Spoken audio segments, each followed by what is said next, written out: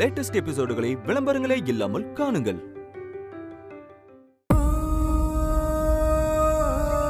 நீ ஆசைப்பட்ட மாதிரி யமுனா கார்த்திக் சார் கல்யாணம் நடக்கும். போய் மீனாட்சி அக்கா கிட்ட பேசு சக்தி.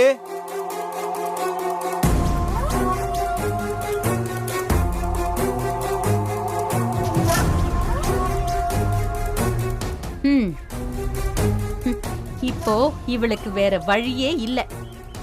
அவ உன்னை கல்யாணம் பண்ணியே ஆகணும். அப்பப்போ நீங்க கூப்பிட்டு இப்படி சொல்லலன்னா வைங்க, அந்த மீனாட்சி அக்கா வேற ஏதாவது பண்ணி வச்சிருமா. அதுக்குதான் அங்க நடக்கிறதெல்லாம் அப்பப்போ உங்ககிட்ட சொல்லிக்கிட்டே இருக்கேன். அவங்க என்ன முடிவெடுத்தா எனக்கு என்ன? உன் கல்யாணம் நடக்கிறதுக்கு நான் ஏன் இவ்வளவு மெனக்கெடுறேன்னு உனக்கு ஞாபகம் இருக்குல்ல? இருக்குமா, நல்லா ஞாபகம் இருக்கு. கார்த்திக் சார் யமுனா கல்யாணம் நடக்காம இருக்கிற வேலைய எங்க அக்கா பாத்துக்கும். அத பத்தி நீங்க கவலைப்படாதீங்க.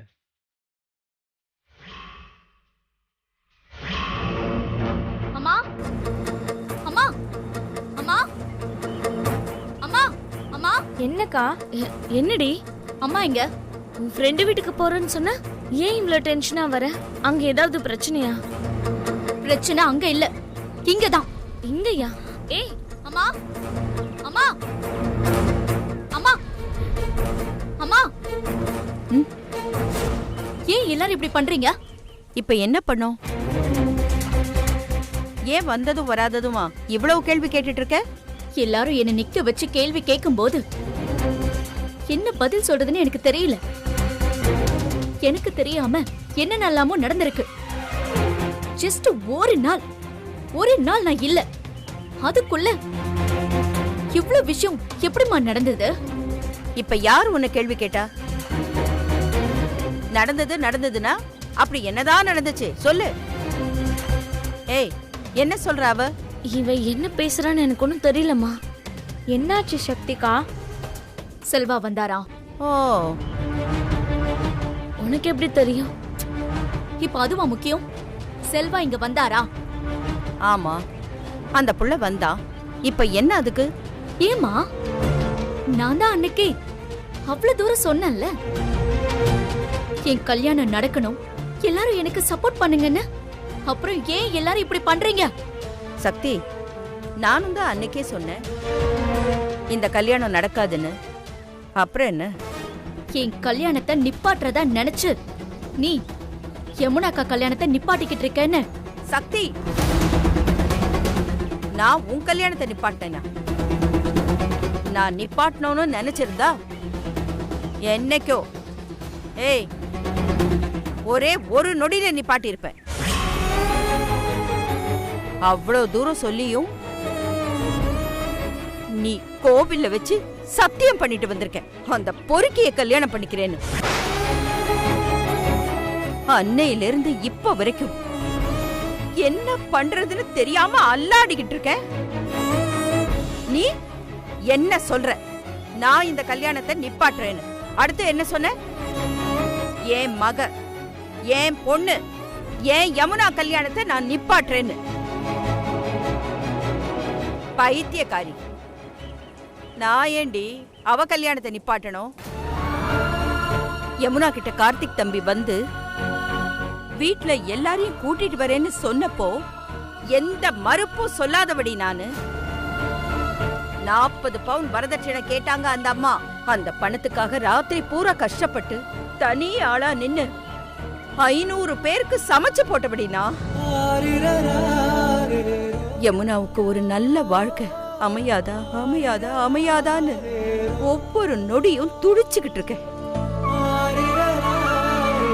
அப்படிப்பட்ட என்ன பார்த்து சொல்றியா யமுனா கல்யாணத்தை நான் நிப்பாட்டுறேன்னு? நீ இதெல்லாம் வேணும்னே செய்யறேன்னு நான் சொல்லல. ஆனா நடக்கிற ஒவ்வொன்னும் நமக்கு எதிராவே போகுதுன்னு சொல்றேன். அது விதி. பாரு சக்தி, விதியை யாராலையும் மாத்த முடியாது. விதின்னு ஈஸியா சொல்லாதம்மா. இங்க என்ன நடந்தாலும் அது புஷ்பாவுக்கு தெரியுது. உடனே கோகிலா அத்தைக்கும் தெரியுது. உடனே அவங்களும் அதை புடிச்சுக்கிறாங்க. பாவமா கார்த்திக் சார் அம்மாவை எதிர்த்து பேசவும் முடியாம, யமுனாக்காவை மறக்கவும் முடியாம எவ்வளவு மனசு வருத்தப்படுறாரு. கொஞ்சம் யோசிச்சு பாருமா. இங்க பாரு சக்தி, நான் உனக்கு கேக்குறேன், அந்த பையன் தாயோட கோரிக்கையில எந்த நியாயமும் இல்லைனாலும் தன் தாய் பேச்சுக்கு மறு பேச்சு பேசாத அந்த கார்த்திக் தம்பிய பத்தி இவ்ளோ பேசுறியே, நம்ம யமுனா மட்டும் சந்தோஷமாவா இருக்கா? சக்தி, நம்ம வீட்ல 1000 நடக்கும். அதெல்லாம் யாருக்கும் கேள்வி கேட்கறதுக்கான உரிமையும் இல்ல, அதுக்கான தகுதியும் இல்ல, அவங்க கேட்கவும் கூடாது. ஒத்துக்கிறேன், அவங்க என் சம்பந்திங்க தான். அவங்க மேல 100 இல்ல 1000 மடங்கு அவங்க மேல எனக்கு மரியாதை இருக்கு. அதுக்காக நம்ம வீட்ல நடக்கிற விஷயங்களுக்கு அதுக்கு நான் பதில் சொல்ல தேவையில்லை, அதுக்கான அவசியமும் கிடையாது. அது சரி, இங்க செல்வா வந்தா அவங்க கேட்காம இருப்பாங்களா? அத்தனை பேர் முன்னாடி செல்வா கார்த்திக் சார அடிச்சிருக்காரு. அதுக்கு தான் செல்வா அவங்க வீட்டுக்கு போய் அவங்க அம்மா கிட்ட மன்னிப்பு கேட்டார்ல, அப்புறம் என்னவா அவங்களுக்கு? அது மட்டும் இல்ல சக்திகா, கார்த்திக் சாரும் செல்வாவும் எப்போவோ ஃப்ரெண்ட் ஆயிட்டாங்க. நாம தான் இன்னும் அந்த பிரச்சனையே பேசிட்டு இருக்கோம்க்கா. கேட்டுக்கிட்டியா? நீங்க 1000 சொன்னாலும் செல்வா இங்க வந்து போனதை என்னால ஏத்துக்க முடியாது. இதுல சங்கிலி சொல்றான், நைட்டு செல்வா நம்ம வீட்ல தங்கி இருந்தாரா? சங்கிலி இன்னொரு தடவை அவெல்லாம் ஒரு ஆளு. முதல்ல அவன் யாருடி? என் வீட்டுல நடக்கிற விஷயத்த பத்தி பேசிக்கிட்டு இருக்கான். அவனுக்கெல்லாம் என்ன தகுதி இருக்கு? இங்க பாரு சக்தி, என்ன நடந்ததுன்னு தெரியாம நீ பாட்டுக்கு பேசிட்டு இருக்காத. அவன் நைட் இங்க தங்குற அளவுக்கு என்னக்கா நடந்துச்சு? வந்த உடனே முதல்ல நீ இத கேட்டு இருந்திருக்கணும். சக்திகா, ஒரு நிமிஷம் இரு.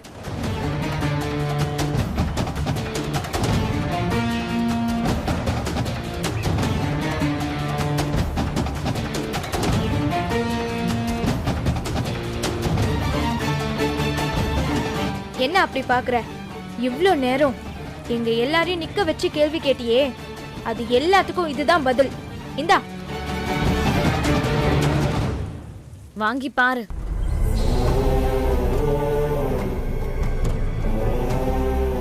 யாரோடது? இது செல்வாவோட சட்டை.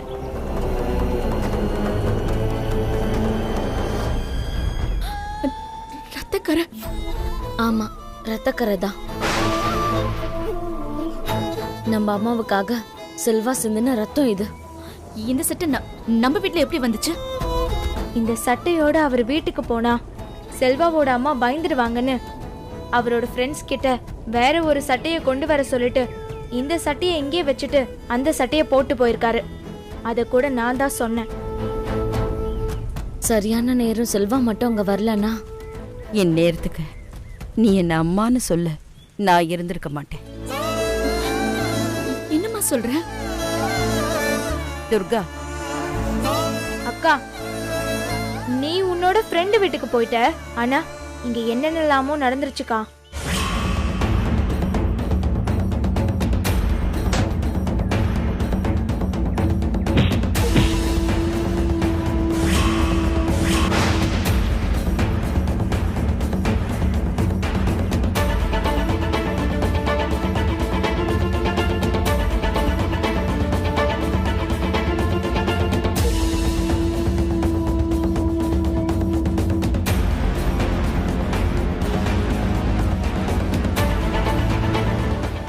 காணுன்னு என்ன பண்றது ஏது பண்றதுன்னு தெரியாம தவிச்சுக்கிட்டு இருந்தோம்.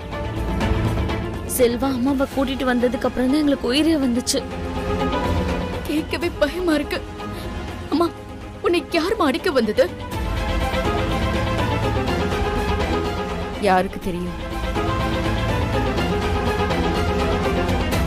அக்கா, செல்வா ஏன் இங்க தங்குனாருன்னா அம்மாவை காப்பாத்திட்டு வீட்டுக்கு சேஃபா கொண்டு வந்து விட்ட செல்வா உடனே கிளம்புறேன்னு தான் சொன்னாரு. நானும் அம்மாவும் அவரை இங்க தங்கிட்டு போக சொல்லி கம்பல் பண்ணோம். அப்ப கூட அவரு ரொம்ப யோசிச்சாருக்கா. அதுக்கப்புறம் நானும் அம்மாவும் ரொம்ப கம்பல் பண்ணதுக்கு அப்புறம் தான் வெளியே படுத்துக்கிறேன்னாரு. ஆனா அந்த அடியாளுங்க செல்வாவை அடிக்க வந்துட்டா என்ன பண்றதுன்னு அம்மா தான் வீட்டுக்குள்ள படுத்துக்க சொன்னாங்க. கையில வேற அடிக்கா, ரத்தம் வேற நல்லா வந்துச்சு. எப்படிக்கா அவரை அப்படியே வீட்டுக்கு போங்கன்னு சொல்ல முடியும்? கொஞ்சமாச்சும் மனிதாபிமானம் வேண்டாமாக்கா? இவ்வளவு நடந்திருக்க, எனக்கு ஒரு ஃபோன் பண்ணி சொல்லக்கூடாதா? ஃபோன் பண்ணியிருந்தா நீ என்னமோ ஏதோன்னு ராத்திரியோட ராத்திரியா பதறி அடிச்சு ஓடி வந்திருப்ப. நீ அந்த மாதிரி வந்துடக்கூடாதுன்னு தான் எதுவும் சொல்லாம விட்டுட்டோம். பாவம்க்கா செல்வா, ஒவ்வொரு தடவையும் நல்லது பண்ணிட்டு உன்கிட்ட கெட்ட பேர் வாங்குறாரு. என்ன எதுன்னு தெரியாம அவரையே நம்ம வீட்டுல தங்க வச்சிங்கன்னு கேட்டுட்டியே. நம்ம குடும்பத்துக்கு ஒண்ணுன்னா இன்னைக்கு நமக்காக முதல் ஆளா வந்து நிக்கிறவரு செல்வா தானக்கா. அவர் அப்படி நடந்துகிட்டதுக்கு மன்னிச்சிடுங்கன்னு கார்த்திக் கிட்ட அவர் அத்தனை தடவை மன்னிப்பு கேட்டிருக்காரு. அக்கா, இப்போ என்னக்கா சொல்ற? என்ன நடந்துச்சுன்னு தெரியாம பேசிட்டேன். சங்கிலியும் கோகிலா அத்தையும் செல்வா இங்க வந்து தங்கினார்னு சொன்னதும் நான் டென்ஷன் ஆயிட்டேன். சாரி துர்கா. சாரி அம்மனக்கா. என்கிட்ட எதுக்கு சாரி சொல்ற? போய் அம்மா கிட்ட சாரி சொல்லு. அது இருக்கட்டும்க்கா, இப்பதான் உனக்கு உண்மை தெரிஞ்சிருச்சுல்ல. இப்போ நீ என்ன பண்ணலான்னு இருக்க? சக்திக்கா, நான் உன்கிட்ட தான் கேக்குறேன். கோகிலா அத்தை கிட்ட உண்மையை சொல்லணும். நான் சொல்லிடுறேன். அதுதான் இப்ப ரொம்ப முக்கியம் இல்லக்கா. ஏன்க்கா இப்படி இருக்க? என்னமோ பண்ணு.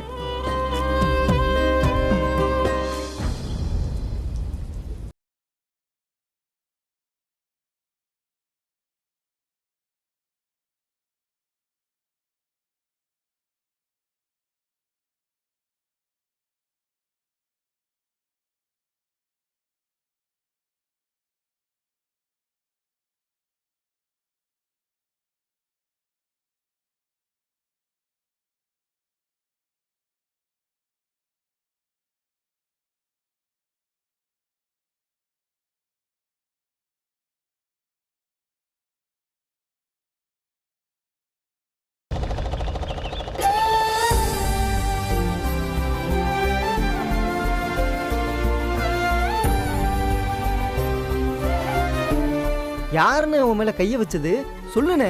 அண்ணா இதுக்கு ஒரு முடிவு கட்டியே ஆகணுண்ணே. கத்தியால உங்களுக்கு குத்துனப்பவே இதை சீரியஸா எடுத்துருக்கணும்னே. இப்ப பாரு, கண்ட நாயெல்லாம் உன் மேல கை வைக்கிற அளவுக்கு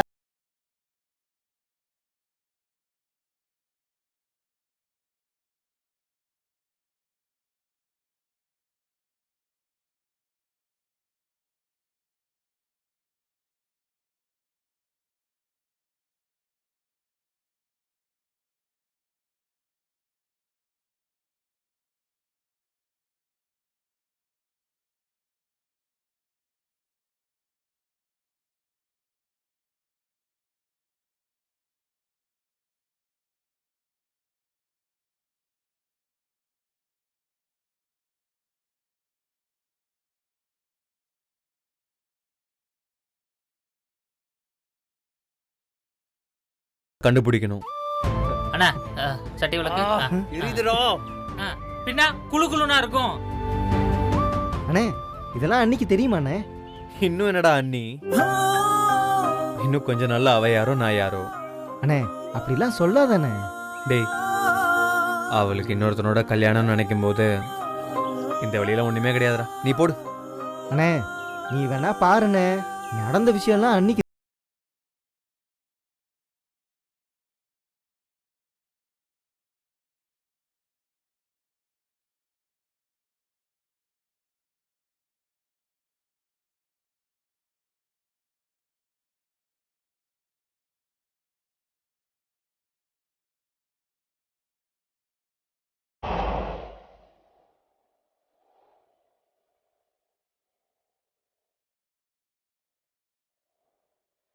டேய், திடீர்னு ஜில்லுன்னு காத்தடிக்குதுல. நல்ல கிளைமேட்ண்ணே. அண்ணா மருந்து போட்டுறவா? அப்ப உள்ள நீ மருந்து போடவே இல்லையா? சுத்தம். நீ எரியுதுன்னு சொன்னிய, அதான் போடவா வேணாமான்னு யோசிச்சுட்டு இருந்தேன். முதல்ல மருந்த போடுறா, வழியில உசுறு போகுது.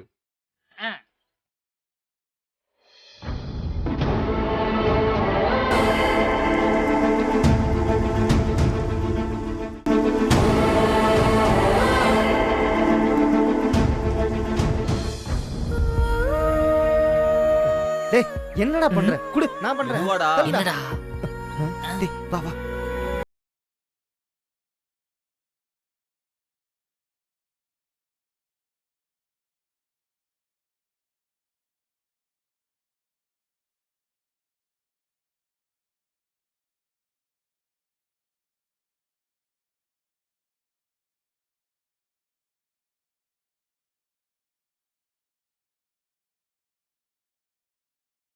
டேய் என்னடா பண்றீங்க? வலி தாங்க முடியலடா.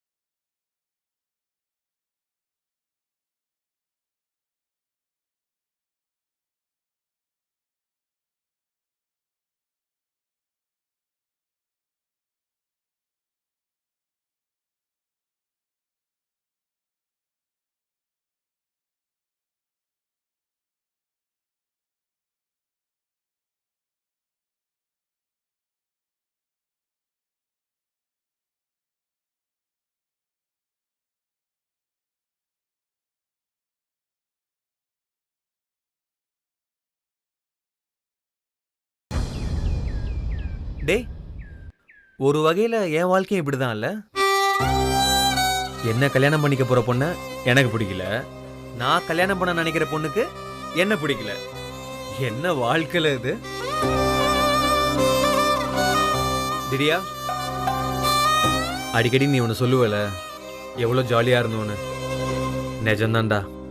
இப்ப அதெல்லாம் நினைச்சு பார்த்தா கூட அவ்வளோ சந்தோஷமா இருக்குடா. சக்தியை எப்போ கோயில்ல முத பார்த்தனோ அப்போல இருந்தே என் வாழ்க்கையில ஸ்பெஷலா ஒரு வசந்த வீச ஆரம்பிச்சிருச்சுடா. உங்களுக்கு தான் எல்லாமே தெரியுமே. ஒரு நாள் அவசரத்துல நம்ம பைக் எடுத்துட்டு போனால, இன்னி வரைக்கும் அவளுக்கு அது ஏன் பைக்குன்னு தெரியாது தெரியுமா? அதுல அவ தேங்க்யூன்னு எழுதுனதை பார்த்து எவ்வளோ சந்தோஷப்பட்டேன்ல. டேய் அதை வச்சு நீங்க எத்தனை நாள் என்ன ஓட்டுனீங்க? டேய் மருந்து போடுறா, எரியுது.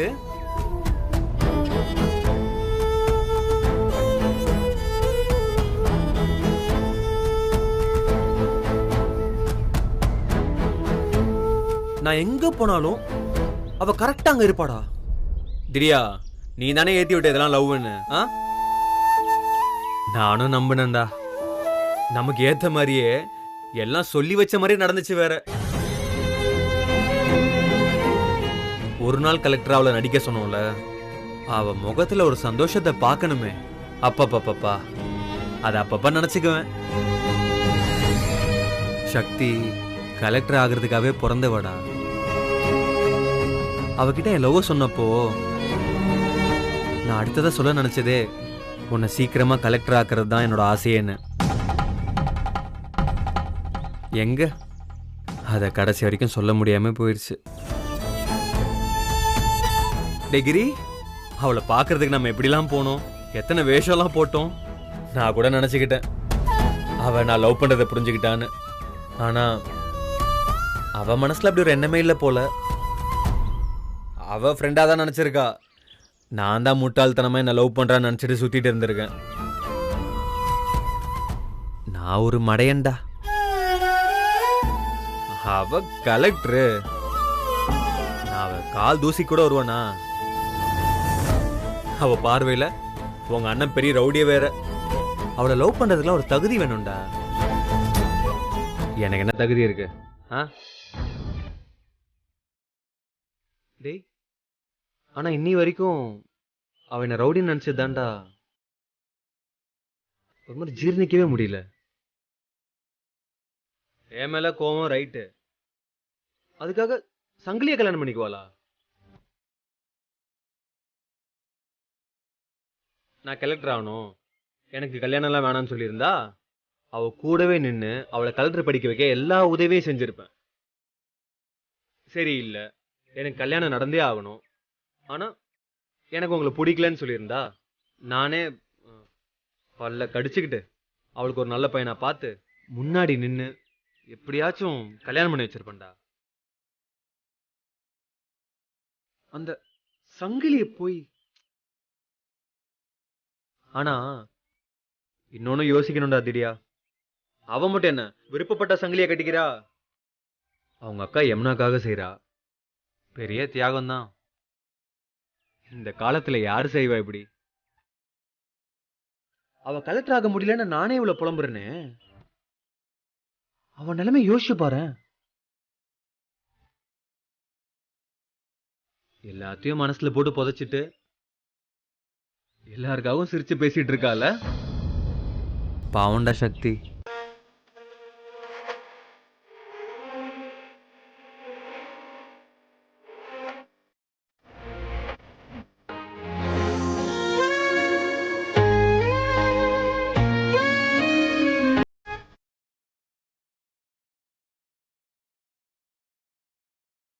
சக்தி, ஆமா நீ எப்போ வந்த?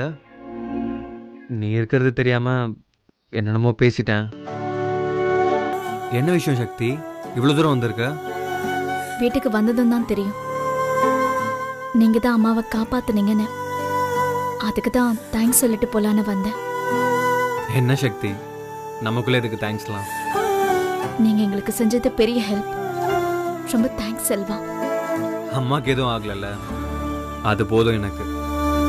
செல்வா, அம்மா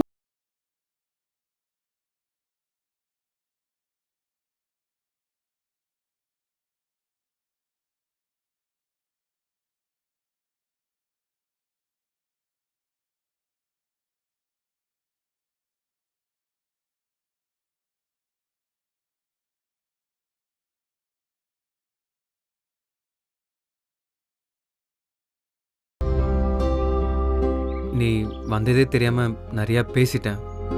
இப்பவும் சொல்றேன், என்ன பிடிக்கலன்னு சொல்றதுக்கு உனக்கு எல்லா உரிமையும் இருக்கு. அதுலலாம் எந்த தப்பும் இல்லை. ஆனா என் மேல இருக்க கோவத்துல யமுனாவோட கல்யாணம் நடக்கணுமேன்றதுக்காக சங்கிலியை மட்டும் கல்யாணம் பண்ணிக்காத. சக்தி, நீ மொத்தமா வேற சக்தி. அவன் தர, அவன் உனக்கு வேணாம் சக்தி. சக்தி, சொன்னா கேளு. என் தலையில என்ன எழுதியிருக்கோ அதுதான் நடக்கும். சீக்கிரமே எனக்கு கல்யாணம். அதுதான் நிஜம். அது மட்டும்தான் நிஜம்.